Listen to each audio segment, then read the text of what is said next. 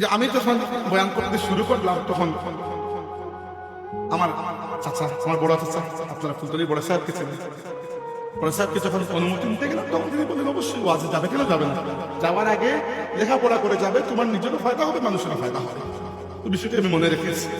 আর দ্বিতীয় যে বিষয়টা আমার কাছে একটা ভয়ের বিষয়, আমার মনে হয় এই সময়টুকু যে আপনারা আমার সামনে বসে আছেন এটা আমানত, এবং এই আমানত সম্পর্কে আল্লাহ আমাকে কবরে জিজ্ঞেস করে, এই ভয়টা আমার মধ্যে সবসময় থাকে। এই জন্য আমি অন্য অনেক বিষয়ের ক্ষেত্রে কম্প্রোমাইজ করি, কিন্তু চেয়ারে বসার পরে আর কম্প্রোমাইজ করি না। কখনোই মনে হয় না যে মানুষ মাইকওয়ালা সহ মাত্র 4 জন অথবা মানুষ 4 লক্ষ। আমার ওয়াজে আমি সব ধরনের মানুষ দেখেছি। প্রথম দিকে এমনও ওয়াজও গিয়েছি যেখানে সভাপতি আমি আর মাইক্রোফোন ছাড়া মানুষ আরো 3-4টা বাচ্চা বসে।